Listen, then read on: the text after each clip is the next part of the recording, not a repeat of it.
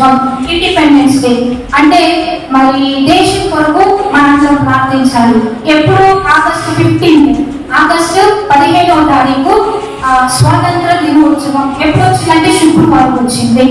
దేశం అంటే మట్టి కాదు అదనమాట. ఎవరి కోసం ప్రార్థన చేయాలి? మట్టి కోసమా మనుషుల కోసమా? మనుషుల కోసం ప్రార్థన చేద్దాం. దేశం అంటే మట్టి కాదు, దేశం అంటే వాళ్ళ రక్షణ కోసం మనందరం ప్రార్థన చేద్దాం. శుక్రవారం ఇక్కడ అద్భుతమైన ఉపవాస ఆరాధన జరిగించబడుతుంది. మీరందరూ రావాలి. పేరు పేరున చెప్తున్నా. దేవుడు ఒకటే చెప్పాడు, మనం సుఖంగా సౌఖ్యంగా బ్రతుకుని పెద్దాం.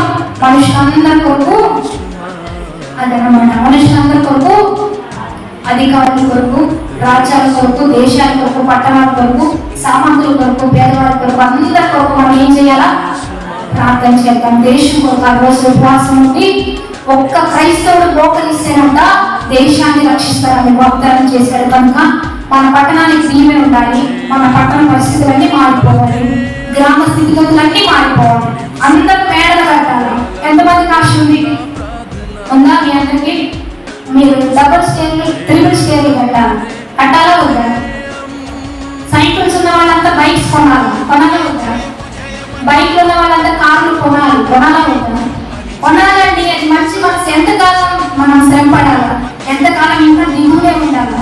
మనందరం అభివృద్ధి పొందాలా వద్దా? వివాహం కాని వాళ్ళకి అందరికి వివాహాలు అవ్వాలా వద్దా? గర్భాలు లేని వాళ్ళ గర్భాలు తెరవబడాలా వద్దా? విడిపోయిన కుటుంబాలను కలపబడాలా వద్దా? పేదరికంలో ఉన్న వారందరూ దేవుడి ధనవంతులుగా మార్చాలా వద్దా? చక్కగా సంతోషంగా ఆనందంగా మనందరం ఉండాలి.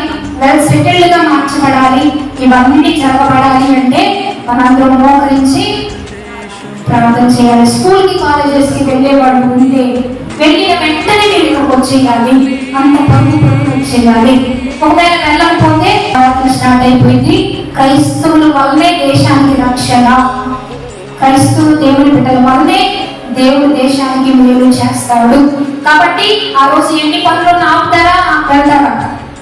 ఒక్కరోజు దేవుడికి ఇస్తానమ్మా. అమ్మా మీ పిల్ల పట్ల దేవుడు కార్యాలు చేయాలంటే మీరు రావాలా ఉందా?